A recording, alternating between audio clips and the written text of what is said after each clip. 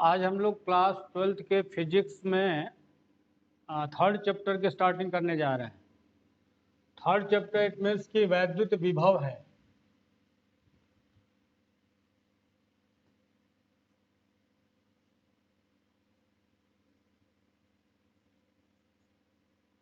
इसको हम लोग इलेक्ट्रिक पोटेंशियल के नाम से जानते हैं। इलेक्ट्रिक पोटेंशियल या वैद्युत विभव, ठीक है। तो सबसे पहले मीनिंग जानते हैं कि वैद्युत विभव हम कहते किसको हैं। देखो, इसके पहले हम लोग ये तो जान चुके हैं कि वैद्युत क्षेत्र क्या होता है और वैद्युत क्षेत्र की तीव्रता क्या होती है, उसका संकेत क्या होता है, उसका फार्मूला क्या होता है। लास्ट दोनों चैप्टर में हम लोगों ने यही पूरा पढ़ा है कि वैद्युत क्षेत्र क्या है, वैद्युत क्षेत्र में आवेश पर बल कितना कार्य करता है, कैसे करता है, और किसी आवेश के कारण वैद्युत क्षेत्र को प्राप्त करने के लिए गॉस थ्योरम हम लोग पढ़े हैं। गॉस को नियम को अप्लाई करके कैसे निकाला जाता है। आज हम लोग उसी का एक नेक्स्ट टॉपिक वैद्युत विभव ले रहे हैं। तो इसको समझने के लिए कुछ यूँ समझिए कि हमारे पास एक वैद्युत क्षेत्र, यहाँ पे एक समान वैद्युत क्षेत्र ऐसे रखा गया है। ये वैद्युत क्षेत्र है।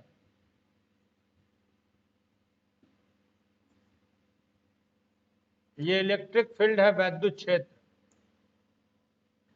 और एक आवेश है हमारे पास, अनंत पर रखा हुआ है। अनंत पर रखा है और ये परीक्षण आवेश है। परीक्षण आवेश के बारे में चर्चा हम लोग कर चुके हैं, आपको समझा भी चुके हैं कि परीक्षण आवेश या टेस्टिंग चार्ज क्या होता है।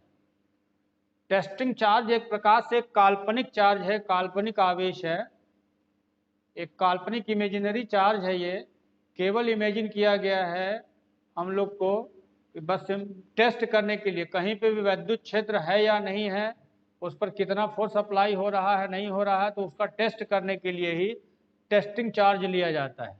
तो मान लीजिए कि अगर ये टेस्टिंग चार्ज अनंत पे है, ऐसे इन्फिनिटी पे रखा हुआ है और एक वैद्युत क्षेत्र यहाँ पे है, तो वैद्युत क्षेत्र हो सकता है कि इसकी दिशा इधर भी हो सकती है या इधर, लेकिन मान लेते हैं कि पहले वैद्युत क्षेत्र की दिशा इधर ही है।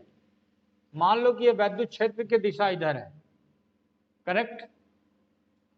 तो अब होगा क्या कि अगर इस परीक्षण आवेश को धीरे धीरे धीरे ला करके हम इसके क्षेत्र में कहीं रख दें, मान लो कि यहाँ रख दिए हम वैद्युत क्षेत्र के भीतर, तो उस परीक्षण आवेश को वैद्युत क्षेत्र के किसी बिंदु तक लाने में, क्योंकि देखो ये वैद्युत क्षेत्र की दिशा ऐसे है और वो परीक्षण आवेश धनात्मक लिया जाता है, ये आप जान चुके हो। तो आप जब लेकर के आओगे तो ये वैद्युत क्षेत्र की दिशा उधर है, और आप ये भी जानते हो कि धनात्मक आवेश को अगर स्वतंत्रता पूर्वक छोड़ दिया जाए तो वो हमेशा वैद्युत क्षेत्र की दिशा में गति करता है। जो धनात्मक आवेश होता है, पॉजिटिव चार्ज, उसका डायरेक्शन मूवमेंट जो होता है वो वैद्युत क्षेत्र की दिशा में होता है, ठीक है। If a testing charge free to move in any electric field, then that charge flows in the direction of electric field, यानी कि वैद्युत क्षेत्र की दिशा में गति करता है। गति करने का मतलब कैसे गति करेगा कि उस पर बल आरोपित होगा, यानी कि ये जो वैद्युत क्षेत्र है इस आवेश पर बल आरोपित करेगा। और अगर बल आरोपित करेगा तो कितना बल आरोपित करेगा ये भी आप जान चुके हो, F equal to q naught E, ये सब सूत्र खूब यूज किए हो आप। इतना बल आरोपित करेगा ये वैद्युत क्षेत्र इस पर, और अगर बल आरोपित करेगा तो ये इसको धक्का देगा इस डायरेक्शन में। और अगर ये धक्का दे रहा लेकिन आप क्या कर रहे हो, आप लेके आ रहे हो, तो इसको हम बोलते हैं कि जब आप ले करके आओगे वैद्युत क्षेत्र में तो आपको कार्य करना पड़ेगा। आपको कार्य करना पड़ेगा भाई, आप लाओगे तो बल लगा रहे हो, विस्थापन भी कर रहे हो। आप लाओगे तो फोर्स, ये फोर्स उधर लगा रहा है वैद्युत क्षेत्र, लेकिन आप भी फोर्स लगाओगे उल्टा, तो आपको फोर्स एक्ट करना पड़ेगा। और आप विस्थापन भी दिखा रहे हो, डिस्प्लेसमेंट है, तो इसका मतलब वर्क डन होगा। समझ में आया। तो परीक्षण आवेश को अनंत से किसी वैद्युत क्षेत्र के किसी बिंदु तक लाने में जो कार्य होता है वो कार्य और परीक्षण आवेश के मान की निष्पत्ति को ही हम इस बिंदु पर वैद्युत विभव बोलते हैं। इसको हम लोग भी से डिनोट करते हैं। वैद्युत विभव या वही है जिसको आप वोल्टेज कहते हो। घरों में खूब यूज होता है, वोल्टेज कितना है, वोल्टेज कितना है, कितने वोल्ट का। तो वोल्टेज मतलब वही है, पोटेंशियल डिफरेंस उसको इंग्लिश में बोलते हैं, पोटेंशियल बोलते हैं, वही हम पढ़ रहे हैं। ठीक है ना। तो V is equal to W बटा क्यू नॉट, ये ओरिजिनल फार्मूला है, ध्यान रखिएगा। और वैद्युत क्षेत्र का ओरिजिनल फार्मूला क्या था? E बराबर यह बटा क्यू नॉट। ये सब याद रखेंगे तो ज्यादा बढ़िया है। और E की दिशा वही होती थी जो बल F की दिशा थी, इसी से मैंने लिखा है बराबर क्यू नॉट E। तो ये ओरिजिनल फार्मूला वैद्युत क्षेत्र का था और ये ओरिजिनल फार्मूला वैद्युत विभव का है। समझ में आया? तो अब हम इसको डिफाइन अगर करेंगे, परिभाषित करेंगे, तो क्या बोलेंगे कि अनंत से किसी परीक्षण आवेश को वैद्युत क्षेत्र के भीतर किसी बिंदु तक लाने में कृत कार्य W और उस परीक्षण आवेश यानी क्यू नॉट के मान की निष्पत्ति को उस बिंदु पर वैद्युत विभव कहते हैं। फिर से सुन लीजिए, किसी परीक्षण आवेश को अनंत से वैद्युत क्षेत्र के भीतर किसी बिंदु तक लाने में किए गए कार्य W और उस परीक्षण आवेश के मान की निष्पत्ति को ही उस बिंदु पर वैद्युत विभव कहते हैं, जिसे कैपिटल V से डिनोट करते हैं। अतः V बराबर W बटा क्यू नॉट। तो ये इसकी परिभाषा है वैद्युत विभव की। ये चैप्टर का नाम भी और हेडिंग भी पहला डालेंगे वैद्युत विभव। ये पहली हेडिंग भी है वैद्युत विभव, उसका मैंने परिभाषा दिया है। ठीक है।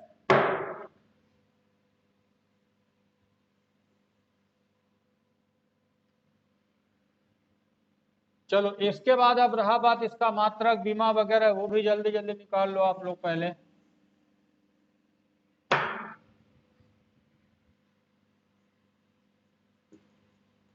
V का मात्रक अगर चेक करोगे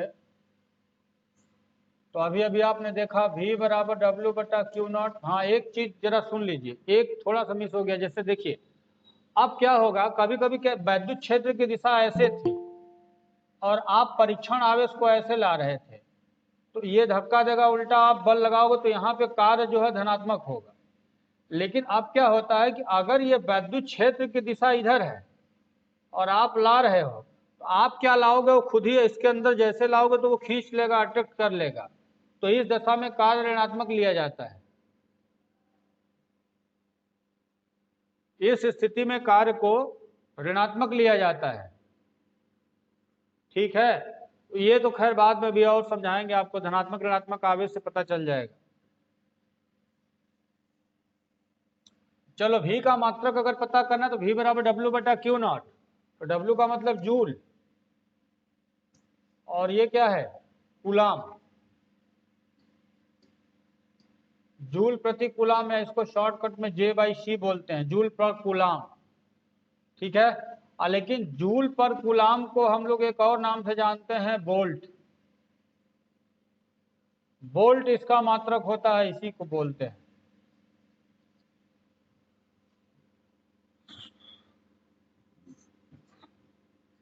मतलब कि जूल प्रति कूलाम इसका ओरिजिनल मात्रक है V का।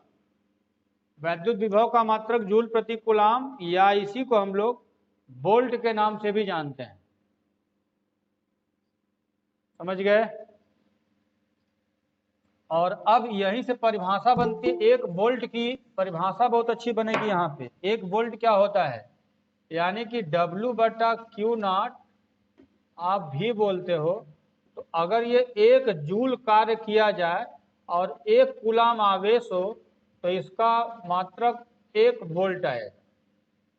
तो अब यहाँ पे परिभाषा आप दे सकते हो। ये अभी इतना लेट लेट ही कौन आ रहा है?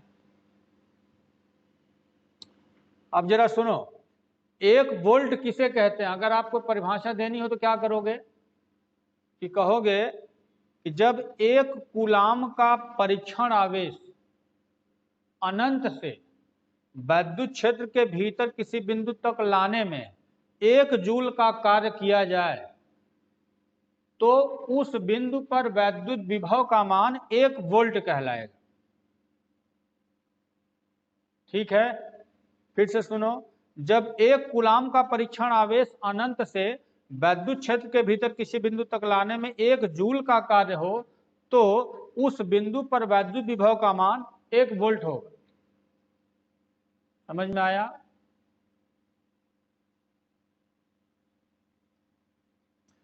When 1 coulomb of testing charge bringing from infinitive in an electric field, then in this action if the work done is 1 joule, then the electric potential at that point is called 1 volt।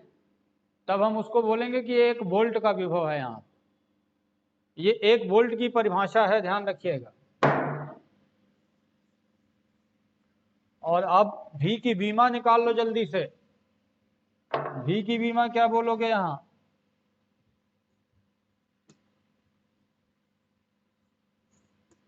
तो V की बीमा के लिए क्या करोगे? V बराबर W/Q0 अगर है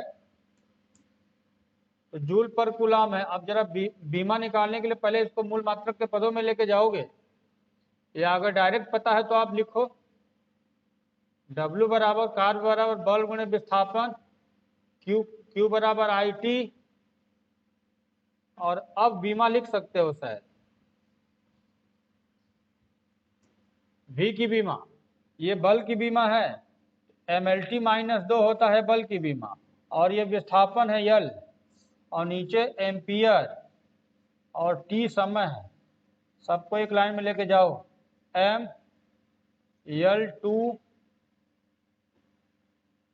T-3 A-1, ये V की बीमा होगी। Dimension of electric potential V is ML2 T-3 A-1। ठीक है, ये V की बीमा होगी।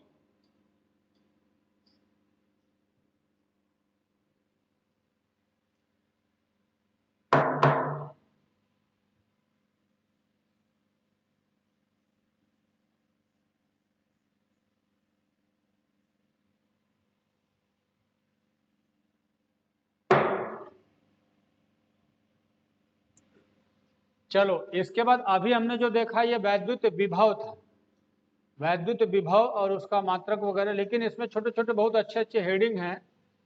वैद्युत विभव का भौतिक महत्व,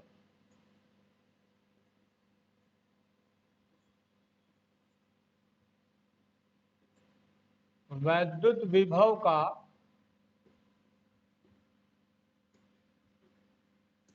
भौतिक महत्व, physical significance of electric potential, physical significance of electric potential.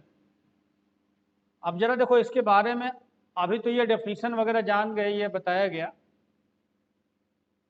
लेकिन अब इसके भौतिक महत्व को समझिए कि इसका क्या स्टेटस है। देखो एक्चुअल में क्या होता है कि हम विभव की बात करें तो कहीं उच्च विभव होता है और कहीं निम्न विभव होता है, उच्च विभव और निम्न विभव। और यहाँ पे उच्च विभव निम्न विभव बिल्कुल थोड़ा सा एक अलग आइडिया हम लेते हैं। जैसे आप ये देखो कि उच्च विभव और निम्न विभव कहाँ कैसे होता है, ये भी मैं आपको बताऊंगा। अभी थोड़ा सा आगे स्टेप है, लेकिन मान लीजिए कहाँ उच्च विभव कहाँ निम्न विभव आप अच्छे से जान पाओगे, थोड़ा सा भी समय है। लेकिन भौतिक महत्व को समझने के लिए हम लोग ऐसे समझते हैं, जैसे मान लो एक ऐसे वस्तु है जो कि 70 डिग्री सेल्सियस पर है, और एक वस्तु ऐसी है जो 30 डिग्री सेल्सियस पर है। और आप क्या करोगे, अगर इन दोनों को जोड़ दिया जाए तो आपको पता है कि इसकी ऊष्मा इसमें प्रवाहित होने लगेगी, और ये क्रिया तब तक होगी जब तक कि दोनों का औसत जो है समान ना हो जाए। यानी कि जैसे ही जोड़ोगे तो अब दोनों पर 50-50 हो जाएगा ना, बढ़ जाएगा दोनों पे, क्योंकि 70-30 100 तो बढ़ जाएगा, 50-50 हो जाएगा। यानी कि जब किन्हीं भी दो भिन्न ताप वाली वस्तुओं को आप चालक से जोड़ते हो तो ऊष्मा का प्रवाह उच्च ताप से निम्न ताप की ओर होता है, और ये तब तक होता है जब तक कि दोनों का ताप समान न हो जाए। समझ में आया? इसे हम ताप की अभिधारणा कहते हैं। ये पढ़े हैं क्लास 11th में, इसे ताप की अभिधारणा कहते हैं। समझ में आया? ठीक उसी तरह से मान लीजिए कि एक ऐसे टंकी है, इसमें इतना पानी भरा है। इसी तरह से एक और टंकी बगल में रखी गई है, लेकिन इसमें इतना पानी भरा है। ठीक। अच्छा, अब अगर इन दोनों टंकियों को आपस में जोड़ दो आप, तो पानी का प्रवाह ऐसे होने लगेगा इधर से इधर, और ये तब तक होगा जब तक कि दोनों का लेवल बराबर ना हो जाए। समझ में आ रहा है? दोनों का लेवल बराबर होगा तभी तक ये तब तक फ्लो चलता रहेगा उसका। तो हम ये भी कह सकते हैं कि पानी का जो प्रवाह होता है, जल का प्रवाह होता है, हमेशा उच्च लेवल से निम्न लेवल की ओर होता है। समझ में आ रहा है? पानी का प्रवाह अगर जोड़ दिया जाए, इसकी सीमाओं को बांधा न जाए, तो हमेशा उच्च लेवल से निम्न लेवल की ओर पानी का प्रवाह होगा, और ये तब तक होगा जब तक कि दोनों का लेवल समान न हो जाए। ठीक है? अब चलो, ये तो मैंने आपको अलग अलग दो घटनाएं बताई, और अब जरा ध्यान से सोचो कि इस समय जितना भी आप ये देख रहे हो प्रवाह मैंने समझाया, बिल्कुल यही घटना विभव में भी होती है। अगर एक वस्तु A है और एक वस्तु B है, ये उच्च विभव पर है। मान लीजिए ये VA है और ये VB है, और इस समय ये उच्च विभव पर है। ये VA का मान VB से बड़ा है, मान लिया गया।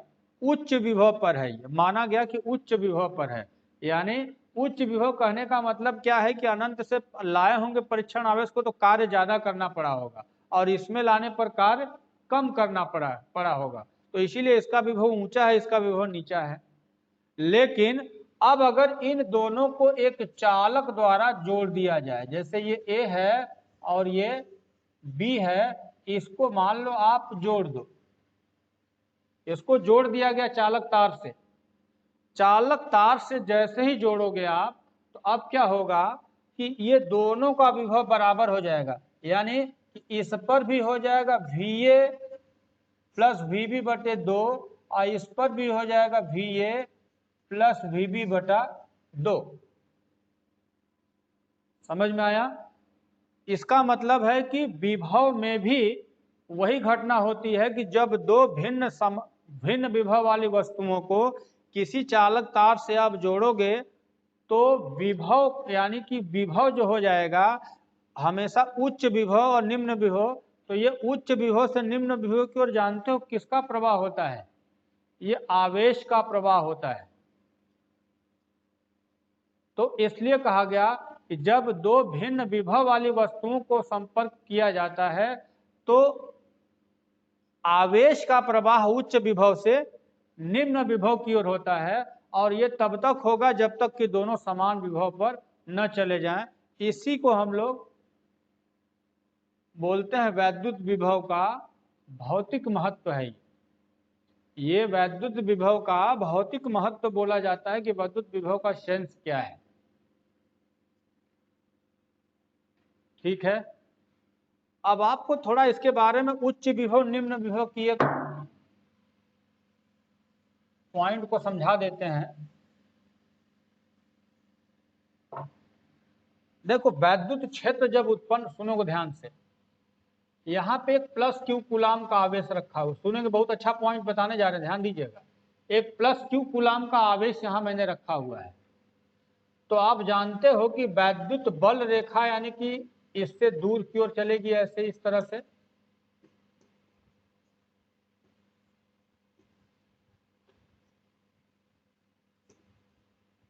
समझ में आ गया? और जिधर वैद्युत बल रेखा की दिशा होती है उधर ही वैद्युत क्षेत्र की दिशा होती है। तो वैद्युत क्षेत्र की दिशा ऐसे, ये सब वैद्युत क्षेत्र ही है जो दिख रहा है आपको। कहीं भी अगर वैद्युत क्षेत्र की दिशा देखनी है तो ये सब दिखाया गया है, ये सब वैद्युत क्षेत्र की दिशा को दिखा रहा है।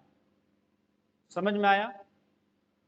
अब आप ये जान लो कि अगर जैसे परीक्षण आवेश था, इसको अनंत से आप ला रहे थे, तो भाई यहां से जब यहां तक लाओगे तो आपको कार्य करना पड़ेगा, लेकिन यहां की बजाय और अंदर तक ले आओगे तो और कार्य करना पड़ेगा। समझ में आ रहा है? तो कार्य का मान और ज्यादा होगा। समझे? जैसे जैसे धनात्मक बिंदु आवेश से पॉजिटिव पॉइंट चार्ज है, तो आप टेस्टिंग चार्ज को लेकर के आओगे, तो जैसे जैसे यहां से यहां के इसके करीब जाओगे तो और तेजी से धक्का मारेगा, और तेजी से फोर्स एक्सर्ट करेगा। तो आपको और ज्यादा बल लगा करके इसके करीब लाना पड़ेगा, और जितना ज्यादा बल आपको लगाना पड़ेगा, समझ लेना कि आपको उतना ही ज्यादा कार्य करना पड़ेगा, और जितना ज्यादा कार्य करना पड़ेगा उतना ही ज्यादा वैद्युत विभव भी होगा। क्योंकि आप जान चुके हो कि V बराबर W/Q0। तो Q0 तो अचर हो गया जो ला रहे हो, बस यहाँ पे W का मान है। तो यहाँ दूर रखोगे तो कम कार्य करना पड़ेगा, जैसे जैसे नजदीक लाओगे तो आपको ज्यादा कार्य करना पड़ेगा। समझ में आया? तो इसलिए इस कंडीशन में जितना आप करीब लेकर के आओगे टेस्टिंग चार्ज को, ज्यादा कार्य करना पड़ेगा। तो अब अगर आपसे कोई पूछे कि यहाँ पे ये पॉइंट ए है और ये पॉइंट बी है, समझ में आया? और इसी तरह से एक पॉइंट सी है,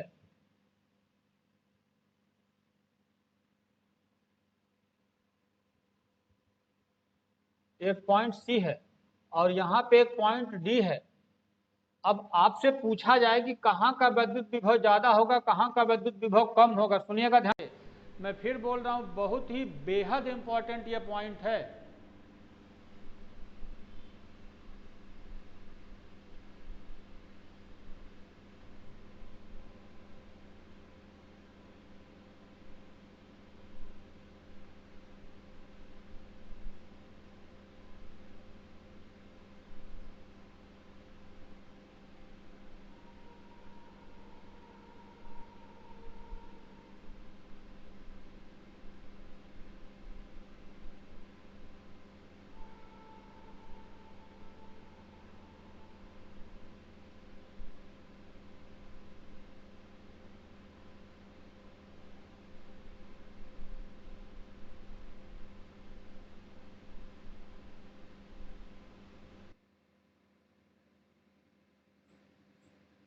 चलिए देखिए, फिर से बीच में प्रॉब्लम हो गई थी। तो ये मैं अभी इसके पहले बताया था कि इसका भौतिक महत्व क्या होता है, यानी कि वैद्युत विभव का भौतिक महत्व आपको समझाए थे। अब यहाँ पे उसी से आगे बड़ा इंपॉर्टेंट टॉपिक यहाँ पे बता रहे थे, बीच में डिस्टर्ब हो गया। और ये टॉपिक जो मैं बताने जा रहा हूँ बड़ा ही बेहद इंपॉर्टेंट है, सभी लोग केयरफुली सुनेंगे।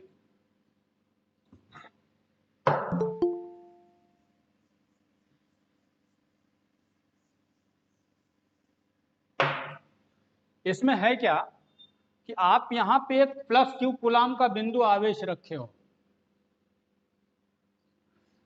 आप यहाँ पे एक प्लस क्यू कूलाम का बिंदु आवेश रखे हो। तो अगर परीक्षण आवेश को हम दूर से लेकर के आएंगे तो ये उतना ही तेज धक्का देगा या फोर्स देगा। तो आप यहाँ पे रखोगे तो जितना भी कार्य करना पड़ेगा, मान लेते हैं कुछ, लेकिन और करीब लेके जाओगे तो आपको और ज्यादा कार्य करना पड़ेगा, और जितना ज्यादा कार्य करना पड़ेगा उतना ही ज्यादा विभव होगा, क्योंकि V बराबर W/Q आपको समझाया जा चुका है फार्मूला। समझ में आ गया?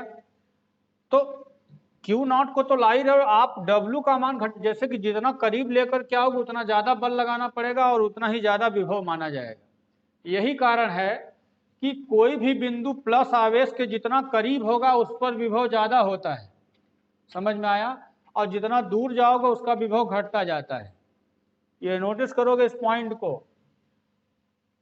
तो मैंने यहाँ पे 1 2 3 4 पॉइंट लिया है, A B C D ऐसे। इससे ए की दूरी और सी की दूरी बिल्कुल बराबर है, इसीलिए मैंने डॉट डॉट वृत्ताकार आकार जा रहा है। इस वृत्त की परिधि पर ये दोनों ए और सी हैं। ए और सी को वृत्त की परिधि पर रखा गया है, बी अंदर है और सी डी इसके बाहर है। हमें ये जानना है कि विभव का चक्कर कहाँ ज्यादा होगा कहाँ कम। तो अगर ये धनात्मक आवेश, सुनेंगे ध्यान से, तो भी बी का मान सबसे बड़ा होगा।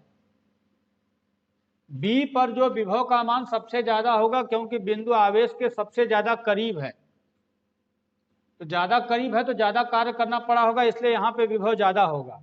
इसके बाद आप जैसे जैसे दूर जाओगे VA का मान, लेकिन जो मान VA का होगा वही मान VC का होगा, क्योंकि ये दूरी बराबर है। यहाँ से ये दूरी लोगे, ये दूरी लोगे तो बराबर है, तो ये VA और VB का मान बराबर होगा। लेकिन अब VD का मान देखोगे और दूर चला गया तो और छोटा हो जाएगा, VD का मान सबसे कम होगा। यानी D पर जो विभव का मान सबसे कम होगा, A और C पर बराबर होगा, B पर सबसे ज्यादा वैद्युत विभव होगा, ये ध्यान रखेंगे, ठीक है। लेकिन अगर ये माइनस आवेश हुआ तो सावधानी से सुनिएगा, अगर ये माइनस आवेश हुआ तो बिल्कुल वैसे ही आप जानते हो कि अब वैद्युत क्षेत्र की दिशा अंदर की ओर होती है, ये आपको पता है। ये वैद्युत क्षेत्र की दिशा इससे अंदर की ओर होगी। और अब अगर परीक्षण आवेश को बिल्कुल वैसे ही लाओगे, एक बिंदु मैं यहाँ A रख रहा हूँ, यहाँ बिंदु B ले रहा हूँ, यहाँ बिंदु C है, और इसी के बिल्कुल बराबर यहाँ पे एक बिंदु D ले लिया, तो अब सब उल्टा हो जाएगा। जितना दूर रहोगे ये वैद्युत विभव ज्यादा होगा, और जितना करीब रहोगे वैद्युत विभव कम होगा। तो इस चिन्ह को पलट लीजिएगा आप। अब आप क्या करोगे, VA का मान सबसे छोटा, VB और VD का मान बराबर होगा, और VC का मान सबसे बड़ा हो जाएगा। समझ गए? तो ये दोनों नोट्स में लेके जाओगे। वैद्युत विभव की बीमा जहां तक निकलवाए थे वहां के आगे note number 1, note number 2, note number 3 लेके जाओगे। तो इसको आप स्क्रीनशॉट पहले जल्दी लो, लिखने का काम अपने से करना। सुन लो मेरी बात ध्यान से, कि अगर धनात्मक बिंदु आवेश है तो इस बिंदु के जितना करीब रहेंगे वैद्युत विभव का मान ज्यादा होगा, जैसे जैसे बिंदु से दूर जाएंगे वैद्युत विभव का मान घटता जाएगा।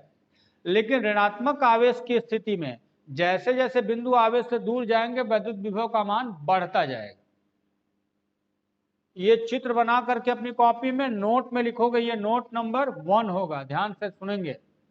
इसका स्क्रीनशॉट लेकर रखो जल्दी, नोट में आपको लिखना है, आपको बहुत जरूरी लिखना है, ठीक है। अच्छा, इसके आगे नोट नंबर 2, नोट नंबर 2 में सुनोगे क्या लिखना है। नोट नंबर 2 में ध्यान रखो कि अगर धनात्मक आवेश है, सुनेंगे ध्यान से, अगर धनात्मक आवेश है तो धनात्मक आवेश हमेशा उच्च विभव से निम्न विभव की ओर चलेगा, अगर स्वतंत्रता पूर्वक छोड़ा जाए। जैसे हम यहाँ पे Q कूलाम का धन आवेश एक तो ला के छोड़ दें, ये तो बैठा ही है, लेकिन नया आवेश यहाँ पे ला के छोड़ दो आप, तो क्या होगा, ये भी धन ये भी धन, तो इनको धक्का मार के भगाएगा ना। दोनों धनात्मक है तो ये दूर ढकेलेगा इनको, और दूर अगर ढकेलेगा तो इसका मतलब कि ये जो आवेश है ये उच्च विभव से निम्न विभव की ओर चलता है। ये नोट नंबर 2 में लिखोगे कि धनात्मक बिंदु आवेश, सुनोगे, धनात्मक स्वतंत्र आवेश लिखो कि धनात्मक स्वतंत्र आवेश सदैव उच्च विभव से निम्न विभव की ओर गतिमान होता है, जबकि अगर वही बात इसमें, अगर इस धन आवेश को यहां छोड़ोगे तो उच्च से निम्न की ओर, यानी कि ऐसे चलेगा। लेकिन अगर यही धन आवेश इसमें छोड़ोगे तब क्या होगा, तो अब तो ये इधर उच्च आवेश इधर निम्न आवेश है, तो ये उल्टा चलने लगेगा, इसको यह आकर्षित करेगा और इसको प्रतिकर्षित करेगा, तो ये उच्च विभव से निम्न विभव की ओर चलेगा। लेकिन अगर ऋणात्मक आवेश हुआ तब क्या होगा, उल्टा। फिर से सुनोगे, नोट नंबर 2 में क्या लिखना है, धनात्मक स्वतंत्र आवेश सदैव उच्च विभव से निम्न विभव बिंदु की ओर गतिमान होता है, जबकि ऋणात्मक स्वतंत्र आवेश निम्न विभव से उच्च विभव की ओर चलता है। समझ में आया? लिख लोगे कि जो धनात्मक स्वतंत्र आवेश होता है वो हमेशा उच्च विभव से यानी कि हाई वोल्टेज से लो वोल्टेज की ओर चलेगा, और जो ऋणात्मक आवेश होता है वो लो वोल्टेज से हाई वोल्टेज की ओर चलता है। समझ में आया? लेकिन ये ध्यान रखेंगे कि अगर यहाँ का विभव और यहाँ का विभव VA VB अगर ये बराबर हो गया तो कोई भी आवेश यहाँ से न तो इधर चलेगा न तो इधर चलेगा। मतलब अगर ये दोनों समान विभव वाले बिंदु हैं तो आवेश में गति नहीं होगी। यानी कि आवेश को चलने के लिए हमेशा विभव में अंतर होना चाहिए। आवेश को गतिमान होने के लिए दोनों विभव में अंतर होना चाहिए। कोई भी आवेश एक बिंदु से दूसरे बिंदु तक तभी जाएगा जब विभव में अंतर हो, और उसी को बोलते हैं विभवांतर। उसी को बोला जाता है विभवांतर, यानी कि पोटेंशियल डिफरेंस कहा जाता है उसको। समझ गए? और इसी से संबंधित बात को मैंने बताया था आपको, इसके पहले भौतिक महत्व में समझाए थे ना कि अगर ये A है और ये B है, हमने कहा था कि VA है और ये VB है और ये बड़ा है। अगर VA का मान VB से बड़ा है तो जो आवेश प्रवाह होगा वो उच्च विभव से निम्न विभव की ओर होगा। ये आवेश का मतलब धन आवेश का प्रवाह, धन आवेश का प्रवाह उच्च विभव से निम्न विभव की ओर होगा, और ये तब तक होगा जब तक कि दोनों समान विभव पर न चले जाएं। समझ में आया? लेकिन ध्यान रखिएगा कि अगर धनात्मक आवेश, अगर धन आवेश जितना इधर से इधर जाता है और ऋण आवेश उतना ही इधर से इधर आता है, क्योंकि आवेशों अभी ये धीरे धीरे सब जानोगे, बहुत छोटे छोटे पॉइंट्स है इस चैप्टर में। इस चैप्टर में बहुत ही अच्छे अच्छे पॉइंट्स आपको मिलेंगे जो कि जरा सा मिस्टेक करोगे तो फिर डिस्प्लेस हो जाओगे। चैप्टर में अच्छे से टिकने के लिए ये सारी छोटी छोटी जानकारियां हैं जो आपको कवर अप करके रखना होगा, वरना समस्या बढ़ेगी। आप ध्यान रखिएगा।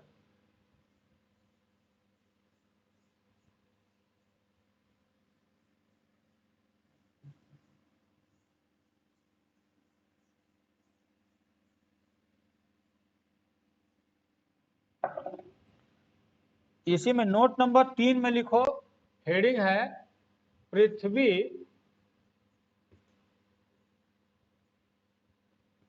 निर्देश विभव के रूप में, पृथ्वी निर्देश विभव के रूप में। अब जरा सुनो, पृथ्वी निर्देश विभव के रूप में आप जानते हो कि आपकी पृथ्वी जो है वो भी एक बहुत बड़ा चालक है। पृथ्वी भी एक चालक है। चालक का मतलब क्यों होता है? आप जमीन पर करंट दौड़ा दोगे, जमीन पे आप भी नंगे पैर खड़े हो जाओ तो करंट चलेगा आप में ना, तो इसका मतलब पृथ्वी एक चालक का काम करता है, कंडक्टर है ये, और सी इज द बेस्ट कंडक्टर।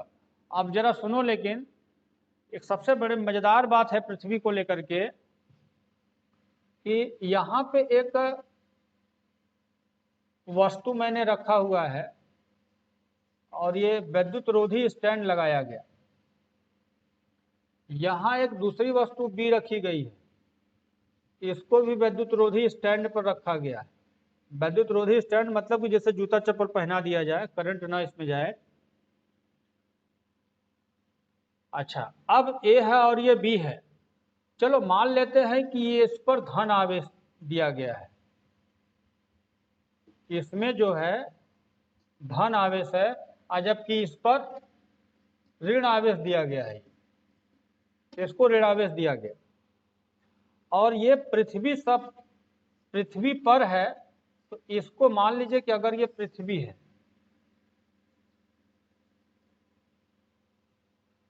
अब एक काम करो कि किसी चालक तार से अगर ला करके इसको अर्थ में सटा दो, अगर अर्थ कर दिए, एक तार से इसको जोड़ दो, जमीन से जोड़ दो, तो याद रखना कि इसमें पृथ्वी के भीतर धनात्मक और ऋणात्मक आवेश का भंडार है। सुनेंगे ध्यान से, पृथ्वी के अंदर धनात्मक और ऋणात्मक आवेश का भंडार है और ये दोनों समान मात्रा में होती है, और समान मात्रा में होने के कारण पृथ्वी का जो विभव माना जाता है वो शून्य माना जाता है। यानी पृथ्वी का जो विभव होता है वो हमेशा शून्य माना जाता है। और जैसे ही कोई धनात्मक चालक को जोड़ते हो आप पृथ्वी से, तो इससे इलेक्ट्रॉन जो है, इससे इलेक्ट्रॉन पृथ्वी से निकल करके इसमें प्रवेश करता है, और ये तब तक प्रवेश करेगा जब तक ये दोनों का आवेश निष्क्रिय न कर दे। यानी कि जितना धन आवेश होगा उतना ही ऋण आवेश निकल करके इसको निष्क्रिय कर देगा, तो ये पूरा सिस्टम चला जाएगा शून्य विभव पर। उसी तरह से अगर इसको भी आप जोड़ देते हो तो अब क्या होगा कि इसका जो ऋण विभव है वो यहां से निकल करके पृथ्वी में चला जाएगा, तो ये भी शून्य विभव पर चला जाएगा। इसका मतलब जान रहे हो कि किसी भी आवेशित चालक को पृथ्वी से जोड़ोगे तो हमें तुरंत वो जीरो विभव पर चला जाए। ये इसका निचोड़ है। नोट नंबर 3 में इसको लिखना है आपको। हेडिंग है नोट नंबर 3 में पृथ्वी निर्देश विभव के रूप में। और जब एक चालक ए है एक चालक बी, अगर ये धनात्मक चालक है तो पृथ्वी से जोड़ोगे तो इतना ही ऋण आवेश निकल करके इसको निष्क्रिय कर देगा, जीरो विभव पर लेके चला जाएगा। इसी तरह से अगर कोई चालक ऋण आवेशित है, इसको भी चालक से जोड़ोगे तो अब इसका जो अधिक इलेक्ट्रॉन है ऋण आवेश, ये पृथ्वी में चला जाता है, फिर ये चला जाएगा शून्य विभव पर। यानी किसी भी चालक को पृथ्वी से जोड़ने पर वह तुरंत शून्य विभव पर चला जाएगा, तुरंत वो शून्य विभव पर चला जाएगा। बात समझ में आई? किसी भी चालक को आप अगर पृथ्वी से जोड़ोगे तो वो जीरो विभव पर यानी कि जीरो पोटेंशियल पर चला जाएगा। इसे याद रखिएगा। इसीलिए हम इसको बोलते हैं पृथ्वी निर्देश विभव के रूप में, पृथ्वी निर्देश विभव के रूप में। बात समझ में आ गई? तो इस तरह से इतना टॉपिक मैंने आज देखा। इसके आगे अब जरूरी है समझना वैद्युत विभवांतर।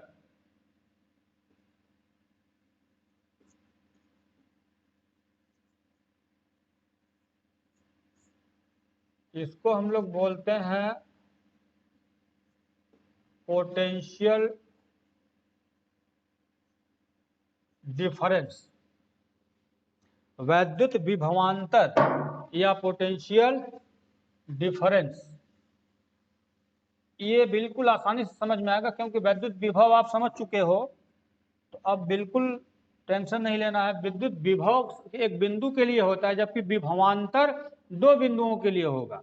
अभी अभी मैंने बताया कि चलो एक बिंदु यहाँ पर ए है और एक बिंदु यहाँ पर बी है, ठीक है, और वैद्युत क्षेत्र की दिशा ऐसे है, ये वैद्युत क्षेत्र ही है। तो आप परीक्षण आवेश को लाओगे जब अनंत से, तो इसमें रखोगे तो एक बार यहाँ रखोगे फिर यहाँ रखोगे, तो आप जानते हो कि जिसको यहाँ रखोगे तो यहाँ पे पोटेंशियल VA होगा और यहाँ का पोटेंशियल VB है। तो आपको इतना तो पता चल ही रहा होगा कि कहाँ का विभव ज्यादा है कहाँ का विभव कम है।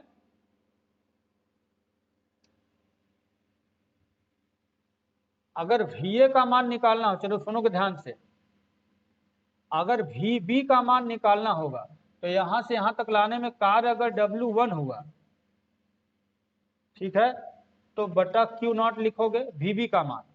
और लेकिन VA का मान A पर विभव निकालना होगा, चलो मान लो कार्य आपको W2 करना होगा, तो यहां भी लिखोगे W बटा Q0।